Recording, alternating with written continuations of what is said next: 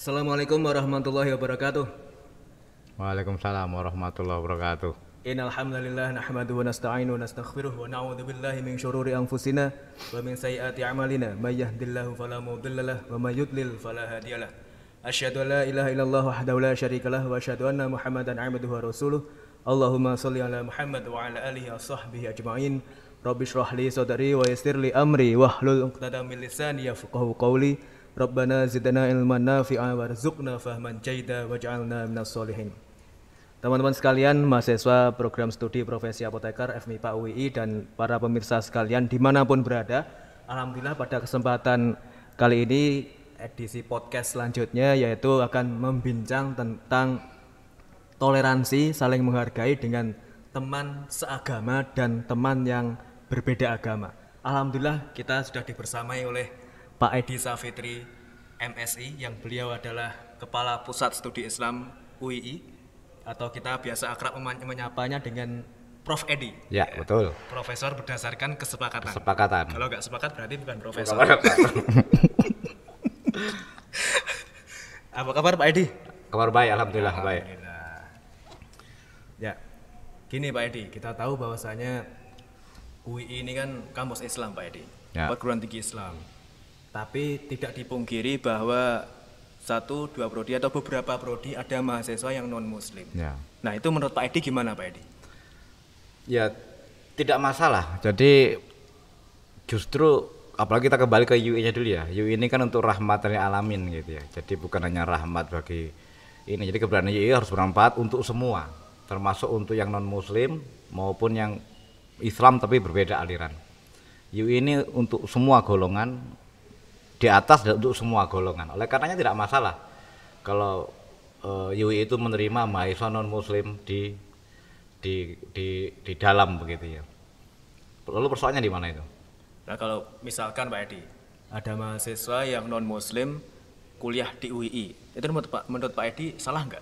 Tidak salah dan harus sikapi seperti halnya kita menyikapi orang Islam itu. Dalam konteks keindonesiaan kita tidak mengenal kafir ataupun non kafir gitu ya. Yang kita kenal adalah mereka sebagai warga negara. Jadi kalau Anda sudah menjadi mahasiswa harusnya berinteraksi dengan sesama, dengan teman itu harus akan namakan sebagai warga negara. Tidak lagi memandang persoalan agama, suku, ras, apa yang disebut dengan sara itu. Kenapa? Ya kita sudah melampaui itu. Kita hidup dalam bingkai Pancasila dan NKRI, oleh karenanya agama itu menjadi persoalan privat.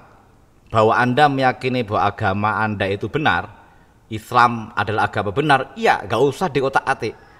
Tapi juga tidak boleh memaksa orang lain untuk membenarkan agama kita. Biarkan itu berjalan sendiri, rule-nya itu adalah bahwa kita warga negara dan kita punya Pancasila dan konstitusi. Konstitusi tidak pernah melarang dan tidak pernah melarang orang untuk berbuat sepanjang dia tidak melanggar aturan yang sudah ditetapkan. Jadi tidak masalah. Nah kalau misalkan gini Pak Edi, kan hampir semua mahasiswa UI itu hampir 100% kan Ya. Islam ya. Ya. Tapi ternyata ada beberapa yang non muslim. Nah, Nah bagaimana Pak Edi? Saran Pak Edi pada mahasiswa yang dominan Islam ini bergaul entah kehidupan sehari-hari maupun ketika kuliah dengan teman yang non muslim itu Pak Edi. ini harus sama. Kenapa? Justru ini adalah ladang bagi kita yang muslim ini untuk menunjukkan bahwa Islam tidak pernah tidak seperti dibayangkan orang luar gitu. Selama ini kan orang luar membayangkan Islam itu kan sangar gitu. Islam itu identik dengan terorisme, bunuh diri. Nah, kita tunjukkan bahwa Islam itu tidak seperti yang mereka bayangkan.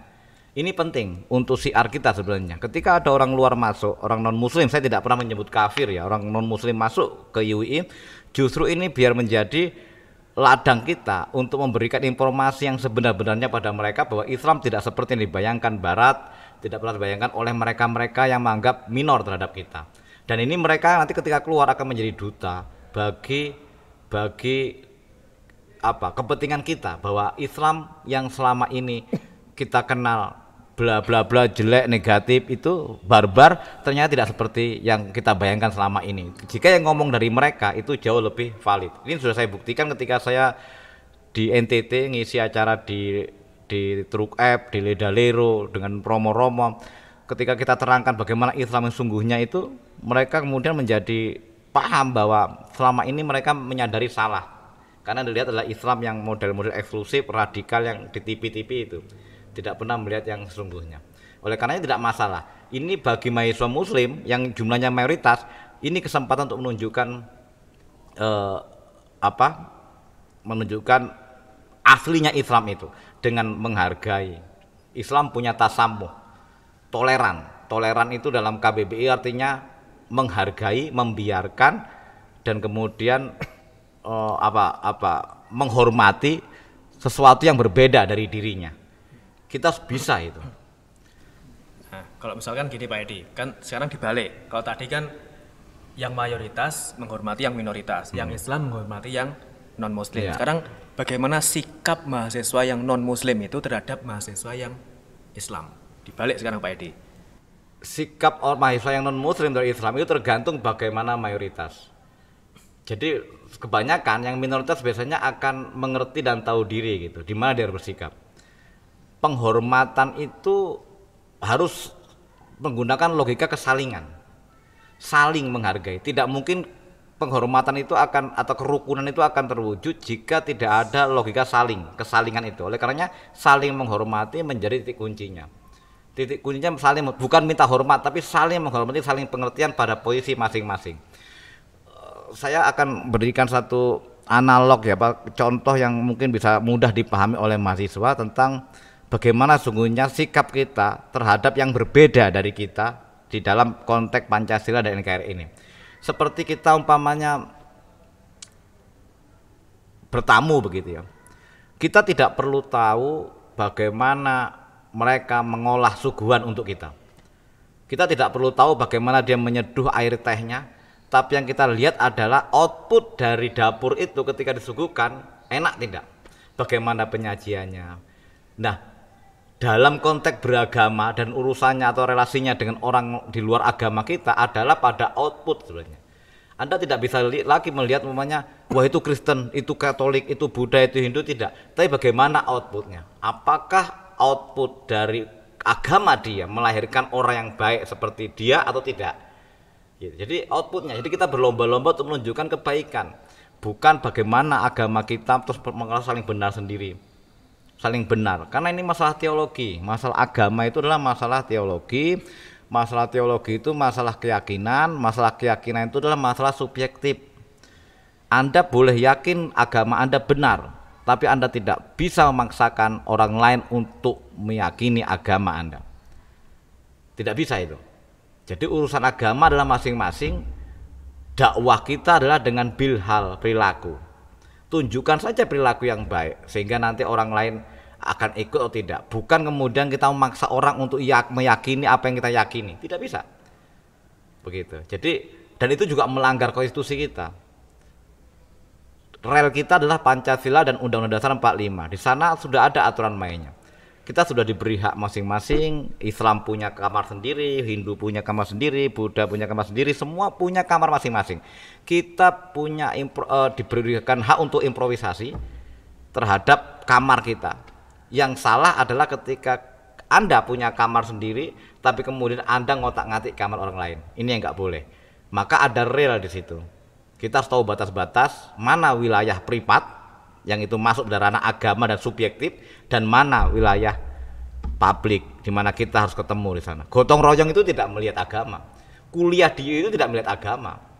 Nah, gini Pak Edi. Oke. Sekarang kan ada juga Pak Edi, kadang ada orang atau mahasiswa itu yang dengan agama lain itu bisa mesra, bisa toleran, bisa damai, bisa rukun. Tapi uniknya dengan sesama orang Islam sendiri justru dia musuhan Pak Edi. Justru membeda-bedakan, udah Islamnya tapi sama Islamnya tapi ternyata beda gerakannya, beda harokahnya, beda partainya, beda organisasinya, dan dia selalu permasalahkan itu semua Pak Edi. Jadi dengan agama lain itu bisa nerima perbedaan, tapi sesama agama kok nggak bisa nerima perbedaan. Itu gimana Pak Edi? Itu persoalannya agak panjang ya, karena persoalan sempitnya wawasan, proses panjang. Ada persoalan politik juga di sana. Seharusnya tidak. orang itu semakin berbeda, itu semakin banyak perbedaan itu akan semakin baik. Jadi kita nggak usah memaksa apa ya. Kita menerima bahwa kita itu hidup memang berbeda. Berbeda itulah sunnatullah. Hidup berbeda itu sudah menjadi sunnatullah.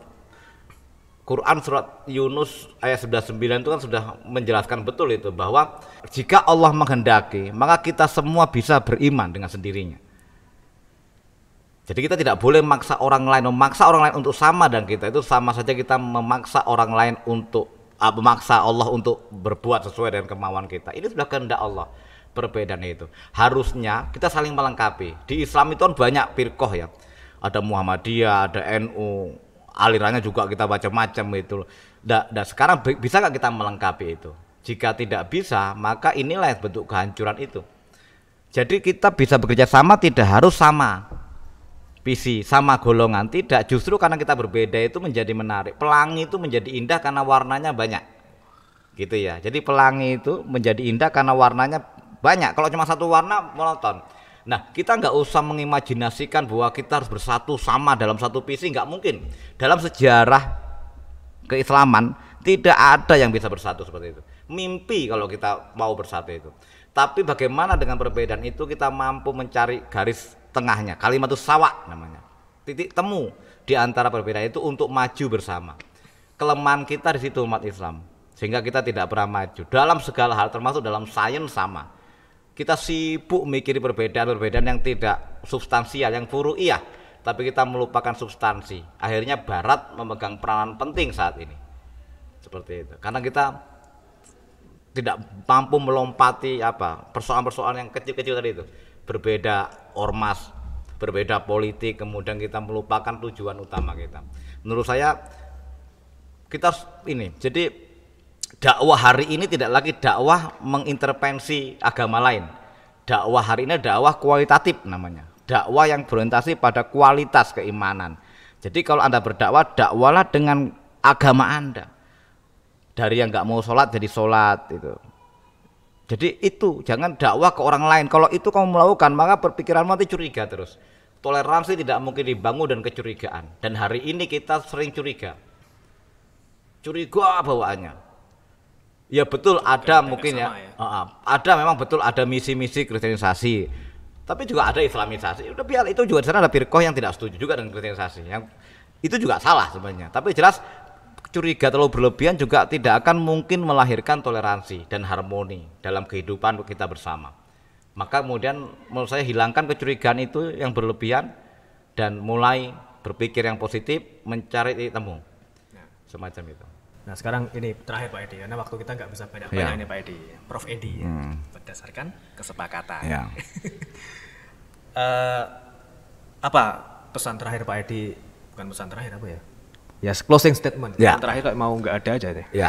Closing statement Pak Edi, terutama pada mahasiswa dan juga pada para pemirsa sekalian, karena ini kan tayang di YouTube ya Pak Edi ya. Berarti semua orang bisa menyaksikan. Gimana sih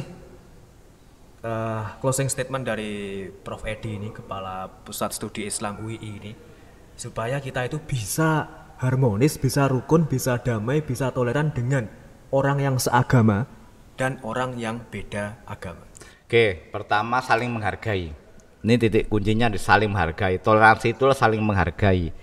Saling menghargai itu tidak harus kemudian harus sama. Saling menghargai itu adalah menghargai orang lain yang berbeda. Kalau yang sama nggak masalah, tapi kalau berbeda belajar untuk saling menghargai itu penting. Saling menghargai. Yang kedua adalah pinter-pinter mencari kalimatus sawa. Kalau Anda dalam konteks kampus UII nggak ada urusannya dengan agama. Urusan kita dengan teman kita yang muslim adalah apakah dia patuh aturan di UII, apakah dia mampu menjaga sikapnya, apakah dia mampu belajar dengan baik, apakah dia tidak melakukan kesalahan yang kriminal gitu. Sepanjang dilakukan maka gak ada urusan, berkawanilah dia, sahabatilah dia, sebagaimana Anda mengawani teman-teman seagama. Berkawan tidak harus melihat agama dalam konteks Indonesia ini. Berkawan adalah karena kita saling membutuhkan sebagai makhluk sosial yang harus saling membutuhkan satu dengan yang lainnya. Yang ketiga tadi itu hilangkan kecurigaan. kecurigaan terhadap di luar kita. Karena kecurigaan waspada penting, tapi kecurigaan yang berlebihan itu juga tidak, menurut saya tidak produktif untuk membangun sebuah toleransi di kampus. Jadi itu. Jadi menurut saya lakukan itu. Ada hal-hal yang bersifat privasi kita dan ada hal yang bersifat publik. Padahal yang prinsip itu boleh kita tekankan prinsip. Misalkan kita sebagai muslim meyakini Allah itu esa, Allah itu Tuhan kita, ya sudah itu. Kita yakini, jangan diotak-atik. Tapi mereka juga akan punya keyakinan yang sama dengan Tuhannya, dengan konsepnya. Itu nggak mungkin bisa diotak-atik. Jangan mengotak-ngatik itu. Tapi carilah titik temunya. Apa itu namanya? Belajar bersama itu tidak memandang agama. Lakukan itu. Aktif di lembaga itu tidak melihat agama. Lakukan. Apalagi kemudian nyontek, tidak ya, nyontek itu tidak harus dilakukan itu. Terus kemudian apalagi kerja bakti untuk menyelesaikan persoalan di kampus itu tidak melihat agama. Itu universal. Menolong, saling tolong menolong itu tidak melihat agama. Lakukan itu. Tapi kalau masalah keyakinan, disitulah kita harus saling menjaga. Kita tidak bisa memaksakan orang lain untuk kita, dan sebaliknya kita juga tidak bisa dipaksa oleh orang lain. Kalau itu dilakukan, maka toleransi itu akan terbangun, harmoni akan terbangun. Tapi ketika ranah publik dan privat itu kemudian dicampur adukan, terjadi pertengkaran. Itu juga terjadi di internal agama kita, Muhammadiyah, NU, kan begitu. Ketika memaksakan orang, yang NU kunutnya pakai kunut, Muhammadiyah tidak, kemudian Muhammadiyah mencela, terjadi konflik. Karena apa? Tadi itu sudah mengotak-ngatik sesuatu yang menjadi ranah privat tadi itu. Oleh karenanya untuk mahasiswa UII jurusan apa tadi? Apoteker. Maka carilah titik temu sebanyak-banyaknya. Kemudian pahami mana itu wilayah privat dan mana itu wilayah publik. Toleransi tidak berarti Anda menggadaikan agama Anda, keyakinan Anda.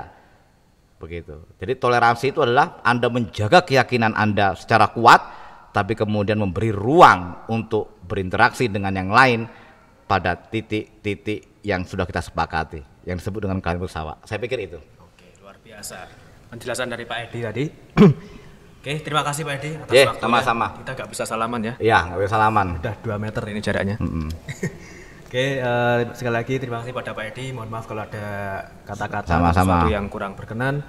Dan semoga teman-teman mahasiswa maupun para pemirsa sekalian dimanapun berada bisa mengambil yang bermanfaat, hal-hal positif di balik obrolan podcast kita pada edisi kali ini. Dan yang pasti adalah mari kita hormati, mari kita hargai, mari kita toleran, dan mari kita berdamai dengan orang yang berbeda agama dengan kita dan juga yang satu agama dengan kita, yaitu agama Islam. Mungkin demikian, kurang lebihnya kami mohon maaf dan terima kasih. Jangan lupa subscribe, like, share, komen.